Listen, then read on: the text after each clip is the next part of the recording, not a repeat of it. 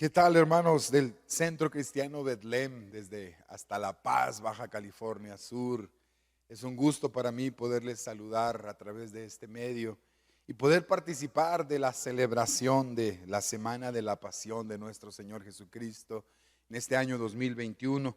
Les saluda su amigo, el pastor Willy Martínez, ahora desde la ciudad de San Luis Potosí, desde donde hace poco más de un mes mi familia y yo nos hemos trasladado para seguir sirviendo al Señor. Les mando un fuerte abrazo a pastora Josefina Corpus, a mi amigo Misael Corpus, a toda la familia, a todos los líderes, a todos los amigos que tenemos allá, esperando que pronto nos podamos ver presencialmente y podamos comunicar, como dice el apóstol Pablo, algún don espiritual. Mientras tanto, mi deseo es, como decía Juan en su tercera epístola, ¿verdad? Que tengas salud, que prosperes en todo, ¿verdad? Y así como prospera tu alma. Es un privilegio para mí poder compartir el mensaje de la palabra de Dios hoy, domingo de resurrección, el día donde celebramos y conmemoramos que nuestro Señor venció la muerte, donde celebramos que servimos a un Dios vivo, ¿verdad? Para quien no hay nada imposible. Y yo tengo un mensaje para compartir en esta mañana de resurrección que voy a estar basando en Lucas, el Evangelio de Lucas capítulo 24. Voy a darle lectura a partir de los versículos 13 al 35. Este mensaje lleva por nombre Recuperando la Esperanza. Y dice la palabra del Señor de la siguiente manera: ese mismo día, dos de ellos iban de camino a una aldea llamada Emaús, que distaba de Jerusalén unos 10 kilómetros. Iban hablando de todo lo que había sucedido, y mientras hablaban y discutían entre sí, Jesús mismo se acercó y los iba acompañando.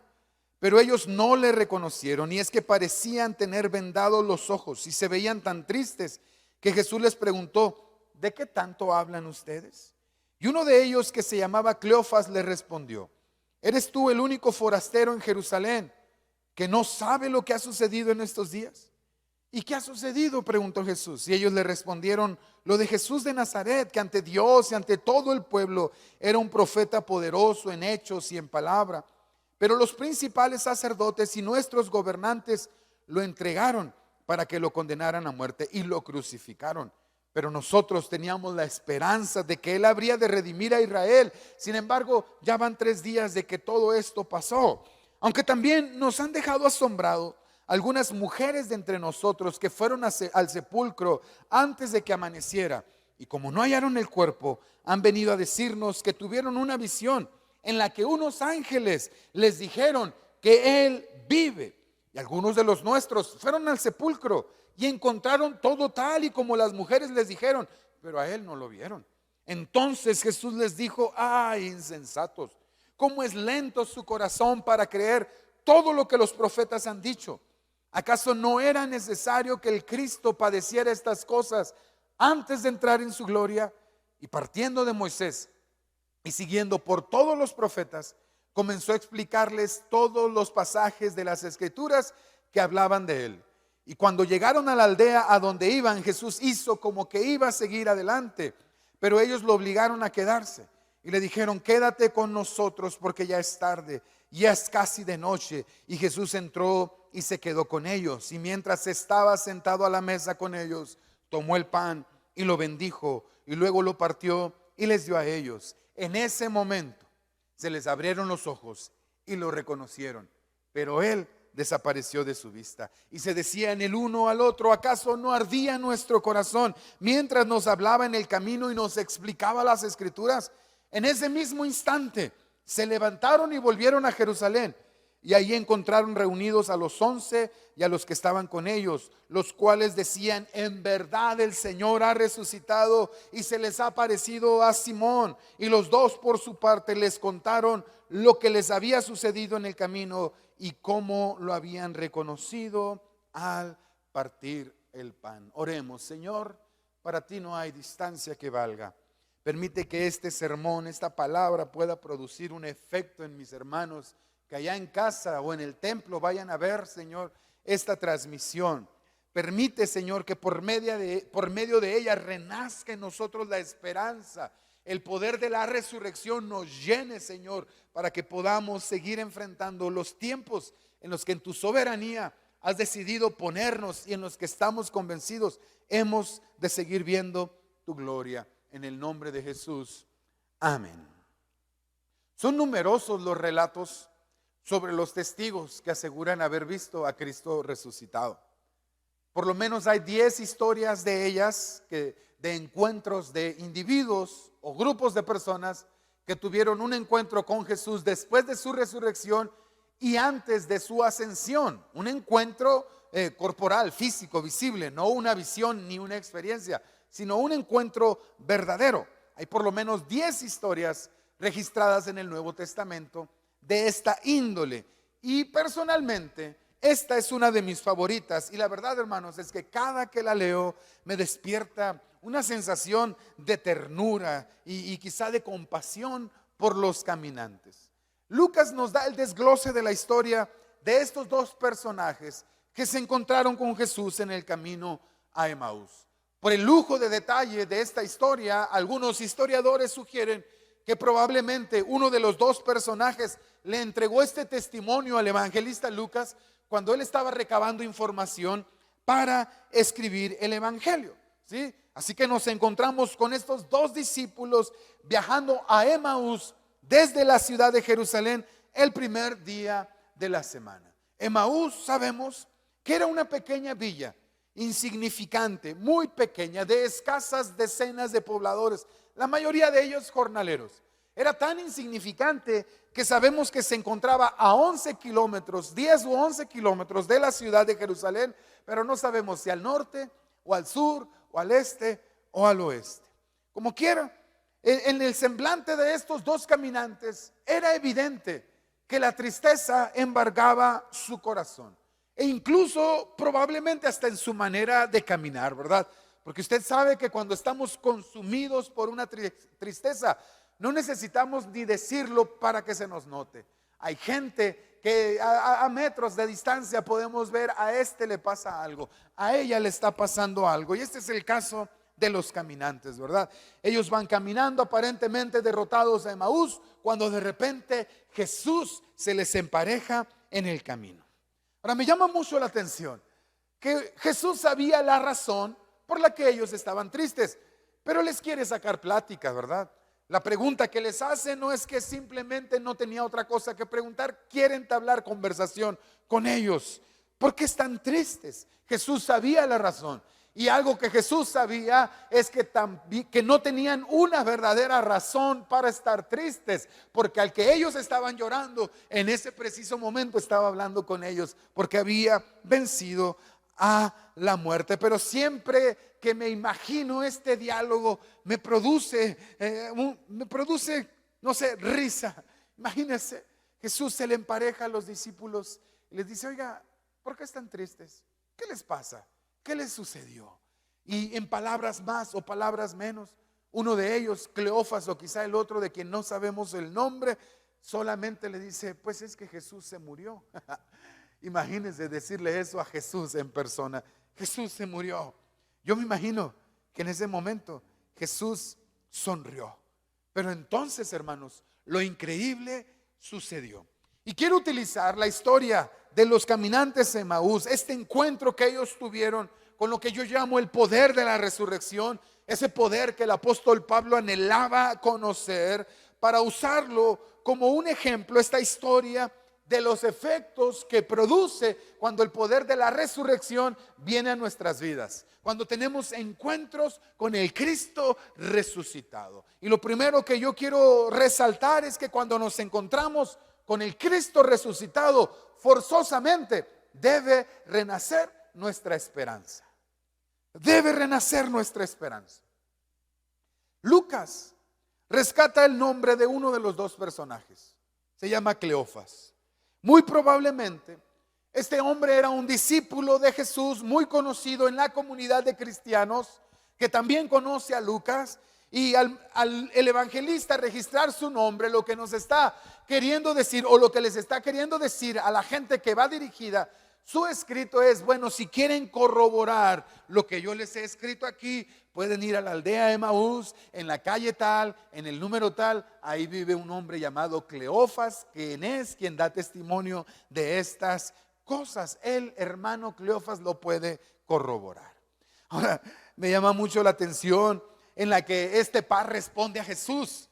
Es evidente que están enfadados, están frustrados, están dolidos, traen una mezcla de sentimientos encontrados. Pero después de todo, ¿quién tiene tiempo para preocuparse por modales y educación cuando está enfrentando la desgracia? ¿Verdad? Porque la respuesta puede parecernos grosera, ¿verdad? ¿Eres tú el único forastero que no se ha enterado de lo que ha sucedido en Jerusalén en estos días? ¿No has leído? ¿No te ha llegado la noticia? ¿Cómo preguntas que qué tenemos? ¿Cómo preguntas por qué estamos tristes? Y Jesús, en su condescendencia y paciencia, probablemente sigue sonriendo. Jesús sabía bastante bien lo que había pasado. Si alguien sabía lo que había pasado, era Jesús. Él estuvo ahí en primera fila, estuvo en la cruz, estuvo en la tumba, tenía información de primera mano. Pero los caminantes, hermano, están tristes por varias razones. Ante sus ojos asesinaron de una forma cruel y despiadada en ese instrumento de tortura que los romanos perfeccionaron, conocido como la cruz. Pero junto con su amigo, con su maestro, murieron también las esperanzas que ellos tenían de un mejor futuro para ellos y para los suyos. En la cruz no solo clavaron a su maestro, en la cruz también clavaron sus sueños, clavaron sus esperanzas, clavaron sus testimonios, el tiempo que ellos le dedicaron para seguir al supuesto Mesías. Y regresar a Emaús, cabizbajos, deprimidos, tristes, implicaba en primer lugar volver derrotados, volver a los afanes de la vida del campo y renunciar sobre todo a cualquier aspiración de un mejor mañana. Y por esta razón, la tristeza les ha nublado la vista, les ha nublado el entendimiento y les ha nublado las escrituras.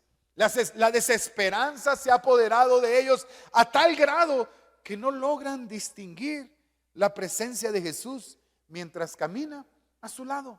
No lo reconocen, le parece cualquier persona. Pero la verdad es que muchas veces a nosotros nos pasa igual. Cuando las cosas no salen como esperábamos, cuando estamos enfrentando días difíciles, cuando estamos de frente ante la tragedia, cuando nuestras aspiraciones y nuestros anhelos reciben un duro golpe de realidad, se nubla nuestro entendimiento. Nos olvidamos de las promesas de Dios y no alcanzamos a distinguir a Jesús en medio de nuestro aparente desastre. Pero lo que Jesús está a punto de hacer con ellos es demostrarles que no había una razón para perder la esperanza. Jesús estaba a punto de demostrarles que su verdadera esperanza estaba en Él y en el poder de su resurrección. Porque, amados hermanos, la cruz nos recuerda que lo peor ya pasó, pero la tumba vacía nos recuerda que lo mejor está por venir. Así que en primer lugar, encontrarnos con el Cristo resucitado debe hacer renacer nuestra esperanza. Amén.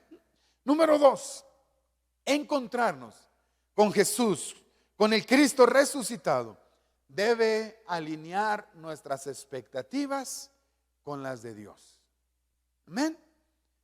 Ellos tenían una esperanza y se la mencionaron a Jesús. Ellos en el camino le decían: nosotros esperábamos que ese amigo nuestro, ese maestro nuestro que fue crucificado en Jerusalén, era el que iba a redimir a Israel.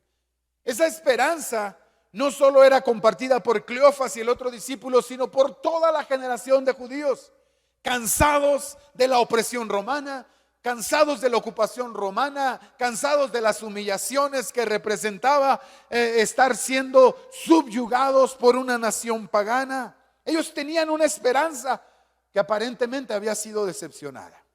Sin embargo, esa esperanza no es que haya sido realmente decepcionada, sino que simplemente estaba mal encaminada. Ellos anhelaban que la vieja gloria del reino de Israel fuera restaurada, mientras que Dios estaba por manifestar la gloria mayor del reino de los cielos. En otras palabras, Jesús no estaba trabajando en la gloria terrenal y pasajera, sino en la gloria eterna e imperecedera. Y a veces, hermanos, la verdad es que nuestras expectativas son decepcionadas porque no corresponden con la voluntad de Dios. ¿Sí? Y cuando esto nos suceda, que nos va a suceder a menudo en la vida, debemos de tener bien presente que no son las expectativas de Dios las que se tienen que alinear con las nuestras, son nuestras expectativas las que se tienen que alinear con las de Dios. ¿Sí? No es la voluntad de Dios la que tiene que ajustarse a lo que yo estoy esperando. Es mi esperanza la que se tiene que ajustar a lo que Dios está haciendo, a lo que Dios está trabajando. Y el hecho de que Dios no esté trabajando como a nosotros nos gustaría que lo hiciera, no significa que Él no esté haciendo nada. ¿Sí? El hecho de que Dios no esté resolviendo el asunto de la pandemia como tú lo resolverías, como yo lo resolvería, como lo haríamos nosotros si estuviéramos en control, no significa que Dios no esté trabajando, ¿verdad? Él está trabajando en cosas mayores. Porque a veces nosotros solo queremos que Dios nos resuelva lo momentáneo, lo pasajero, cuando Dios está trabajando en cosas mayores, en cosas más grandes, en cosas que tienen que ver con nuestra salvación, que tienen que ver con la redención de la humanidad. Y esto es algo que no debemos olvidar nunca. Dios no está en el asunto de cumplir caprichos y anhelos egoístas. Él está en el asunto de redimir a la humanidad, de establecer el reinado de los cielos, y en ese proyecto Él encamina todos sus recursos. Así que no son los planes de Dios los que se tienen que alinear a los nuestros. Cuando venimos a los pies de Jesús, son nuestros planes los que se tienen que alinear con los planes de Dios. Y es nuestro mayor privilegio poder participar de lo que Dios está trabajando en esta hora a favor de la humanidad. Pero encontrarnos verdaderamente con Él resucitado debe cambiarlo todo. Debe cambiar nuestros anhelos, debe cambiar nuestras expectativas, debe cambiar nuestras ideas, debe cambiar incluso nuestras prioridades, hermanos. Porque esto nos recuerda que nuestros pensamientos no son los pensamientos de Dios, pero que sin duda alguna los pensamientos de Dios y sus caminos no solo son más altos que los nuestros, sino que también son mejores. Y sobre todo nos recuerda, amados hermanos, que nada está acabado, aunque parezca que está acabado. Amén. Entonces, en segundo lugar, encontrarnos con el Cristo resucitado debe alinear nuestras expectativas con las expectativas de Dios. Número 3, encontrarnos con Cristo resucitado nos recuerda las promesas de su palabra. Algo que me llama mucho la atención en los relatos de la resurrección es notar que los enemigos de Jesús, es decir, el Sanedrín, los judíos y toda esta gente que se unió en complot para llevarlo a la cruz, tenían más presente la promesa de que Cristo resucitaría el tercer día que ni sus mismos amigos. En Mateo, cuando nos está narrando todos los acontecimientos de la pasión y la resurrección, dice que los judíos le pidieron a los romanos que pusieran una guardia especial en la tumba en donde depositaron a Jesús, porque ellos decían: es que nos acordamos que este impostor anduvo diciendo que al tercer día iba a resucitar. No vaya a ser que sus discípulos quieran robar el cuerpo para luego venirnos con el cuento. Palabras más, palabras menos, ¿verdad? Pero los enemigos de Jesús tenían bien presente que Jesús había dicho que Él iba a resucitar. A los amigos se les olvidó. Por eso Jesús en el camino, cuando los ve tristes y presentando sus opciones y presentando sus argumentos, Él no puede más que decirles: ay, insensatos y tardos de corazón, que puede ser traducido como cabezas huecas. No retienen nada, no se les pega nada, cabezas de teflón, todo se les olvida, ¿verdad? Como no tienen memoria de todo lo que los profetas han dicho. No era necesario que el Cristo padeciera estas cosas y que entrara en su gloria. Y luego dice que comenzó desde Moisés y siguiendo por todos los profetas, les declaraba en todas las escrituras lo que de Él decían. Durante una caminata de 10 u 11 kilómetros, Jesús les está enseñando las Escrituras. ¡Wow! Pero les dice, tardos de corazón. Jesús les hace ver que su problema con creer estaba más en su corazón que en su cabeza. Porque a veces creemos, a veces pensamos que los principales problemas para creer están en nuestra cabeza, pero Dios sabe que en realidad se encuentran en el corazón. Por eso dice que si creyeres en tu corazón, ¿verdad?, que Jesús es el Señor, y confesares que con tu boca que Él le levantó de entre los muertos, serás salvo. ¿Sí? En el corazón, son tardos de corazón. No era necesario que el Cristo padeciera. Ellos deberían de creer lo que de Él dijeron todos los profetas, que el Mesías debía sufrir primero y después ser recibido en gloria. Y Jesús empezó a enseñarles a través de las Escrituras, lo cual sin duda pudo haber sido uno de los estudios bíblicos más espectaculares de la historia. Puedes imaginarte el Verbo encarnado enseñándole las Escrituras, abriéndole las Escrituras a este par de discípulos desesperados, ¿verdad? ¡Wow! Cuánto amor, cuánta paciencia, cuánta condescendencia de parte de nuestro Señor. Él les dijo todo lo que las Escrituras decían acerca del Mesías. Y aunque todavía sus ojos no habían sido abiertos, su corazón comenzó a arder. En su corazón empezó a renacer la chispa, el fuego del poder de la resurrección. Algo en la atmósfera les empezó a parecer conocido, ¿verdad? A decir, esto como que ya lo hemos vivido antes. Algo tiene esta persona que nos está enseñando las Escrituras, que nos es conocido. Y es entonces que Jesús le hizo como que iba más lejos. Se les adelantó un poquito en el camino. Y ellos, al ver que Jesús se les adelantaba, le dicen, hey, ¿a dónde vas? ¿A dónde vas? No te vayas, vente, si la estamos pasando a todo dar, eres bien suave, como decimos, eres a todo dar, no te vayas. Ven, Señor, ya se hace tarde, quédate con nosotros, quédate en casa. Ven, aquí en mi mesa hay un lugar para ti. Ven, no te vayas, se está haciendo noche. Entre nuestra gente sabemos que no es bueno andar por los caminos en la noche. Así que te ofrecemos hospedaje según las leyes judías, ¿verdad? Hoy vas a pasar esta noche con nosotros y mañana te irás. Y eso hicieron. Así que ya que estaban en casa, les cedieron el honor de bendecir los alimentos. Se dieron cuenta que era un hombre que conocía las Escrituras. Así que le dijeron, pues ya, ¿por qué no partes el pan y lo bendices? Y la Biblia dice, nos dice este relato, que Jesús tomó el pan y lo bendijo. En que partió el pan, sus ojos fueron abiertos y le reconocieron. ¡Wow! El problema es que en ese mismo momento Jesús desapareció de su vista. Le reconocieron, sus ojos fueron abiertos. Y aunque solo fue un instante, Jesús desapareció de su vista. Ese instante lo cambió todo. La tristeza y la desesperanza les había nublado la vista, les había nublado el entendimiento y había hecho que se les olvidaran las promesas de las Escrituras, hasta que Jesús en un instante les abrió las tres cosas. Les abrió los ojos para que lo reconocieran, les abrió el entendimiento para que supieran qué es lo que estaba pasando, y les abrió las Escrituras para que reconocieran y recordaran las promesas de su palabra.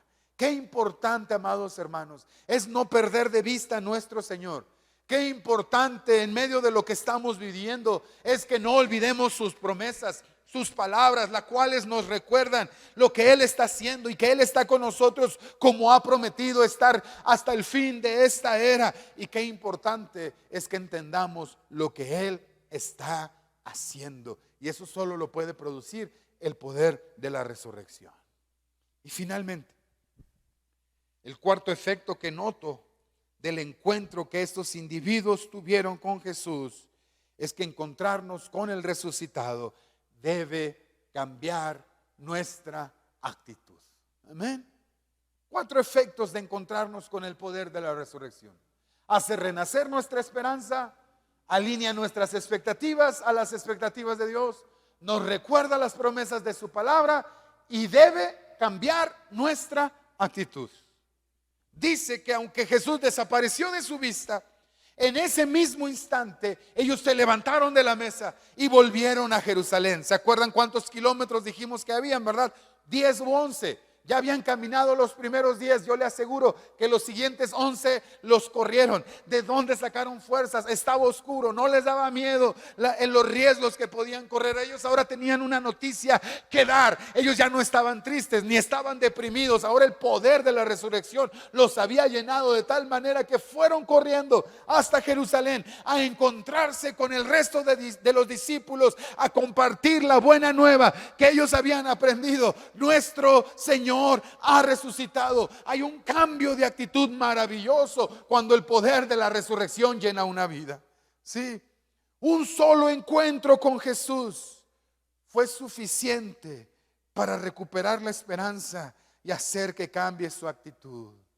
Sin importarles que el Señor hubiera desaparecido de su vista, ellos corrieron el mismo tramo en ese mismo momento hacia Jerusalén a compartir el mensaje de su maestro que volvió de la muerte. Ellos experimentaron el poder de la resurrección. Amados hermanos, y hoy domingo de resurrección, no se nos ocurra quedarnos en la celebración solamente. Este es un día poderoso, pero no hagamos fiesta y dejemos de experimentar ese poder, porque ese poder lo necesitamos para caminar todos los días frente a los obstáculos que la vida nos presenta. El poder de la resurrección es el que vivifica nuestros cuerpos mortales, el que hace renacer nuestra esperanza, el que hace renacer nuestra fe para que podamos enfrentar los obstáculos que seguimos enfrentando.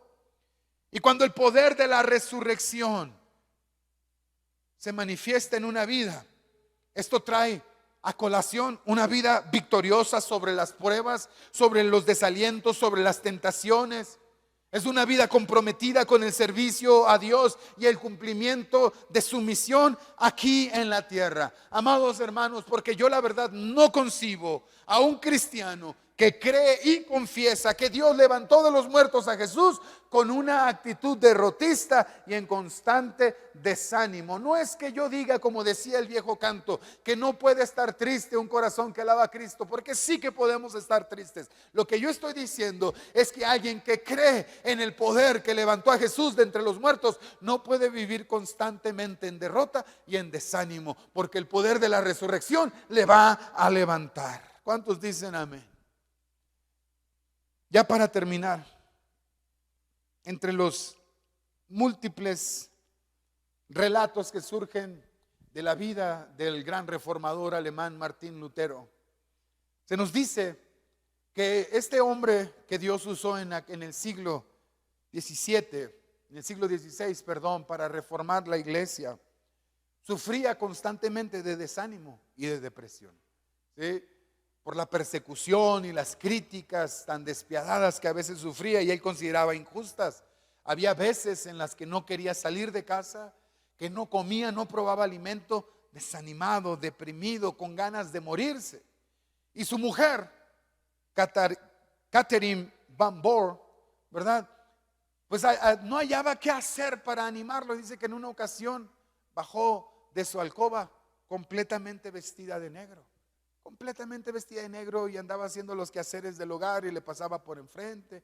Y Martín Lutero la miraba de reojo solamente y no le prestaba mucha atención, hasta que en algún momento le pregunta: ¿qué pasa, mujer? ¿Por qué te has vestido de luto? Porque ¿quién ha muerto? ¿Quién se murió? ¿Por qué andas vestida toda de negro? Y Catalina le dice: ¿no te enteraste, Martín? No, ¿de qué me había de enterar? ¿Cómo? ¿No te llegó la noticia? ¿De qué noticia hablas? ¿No supiste? No sé, cuéntame. ¿A poco no supiste que Dios ha muerto? Y Martín Lutero, que aunque deprimido y desanimado, alcanzaba a entender que esa declaración era una locura, abre sus ojos grandes y le dice: ¿cómo que Dios ha muerto, mujer? ¿Estás desvariando? Tú sabes que es imposible que Dios muera. Él es indestructible, Él es el que venció a la muerte. Y entonces esta mujer, con la sabiduría del cielo, dice: ¿no ha muerto Dios, Martín? No ha muerto. Y si Dios no está muerto, ¿qué haces ahí deprimido? ¿Y qué haces ahí hundido? ¿Y qué haces ahí desanimado? Levántate, porque largo camino te resta. Si Jesús ha vencido a la muerte, Él nos ayudará a vencer cualquier cosa que enfrentemos, hermanos. quiera Dios abrirnos su palabra y abrir nuestros ojos y abrir nuestro entendimiento como a esos caminantes, para que tú y yo nos convirtamos en mensajes vivos de esperanza en un mejor mañana, a un mundo que vive en desánimo, en ansiedad y en depresión, que no sabe hacia dónde va, que vive en la incertidumbre. La iglesia de Cristo todavía tiene el mensaje de la resurrección. La resurrección de Cristo es el recordatorio de que Dios sigue en control de las cosas, de que Él está renovando todas las cosas conforme a su voluntad. La resurrección de Cristo es la piedra angular del mensaje cristiano, de nuestro mensaje. Nuestro Señor volvió de la tumba. La muerte no pudo retenerlo, y por cuanto Él vive, nosotros también viviremos. Y conmemorar la tumba vacía nos debe comprometer a vivir en el poder de la resurrección diariamente. Recordar la tumba vacía debe convertirnos en mensajeros de esperanza, debe alinear nuestras expectativas con la voluntad de Dios y debe recordarnos la fidelidad de la palabra de Dios, y sobre todo debe transformar nuestra actitud. Déjeme hacer una oración. Padre, toma esta palabra tan sencilla que tú me has dado y produce vida a través de ella en la vida de mis hermanos del Centro Cristiano Betlem. Que el poder de la resurrección les inunde, para que cualquier cosa que ellos puedan estar enfrentando no se den por vencidos, ni derrotados, ni desanimados, ni desamparados, porque tú no nos has dejado huérfanos. Tú estás con nosotros, precioso Dios. Y la resurrección nos recuerda que nada está acabado, aunque aparezca acabado. Te damos gracias en el nombre de Jesús. Amén. Que Dios les bendiga, amados hermanos. Les envío un gran saludo.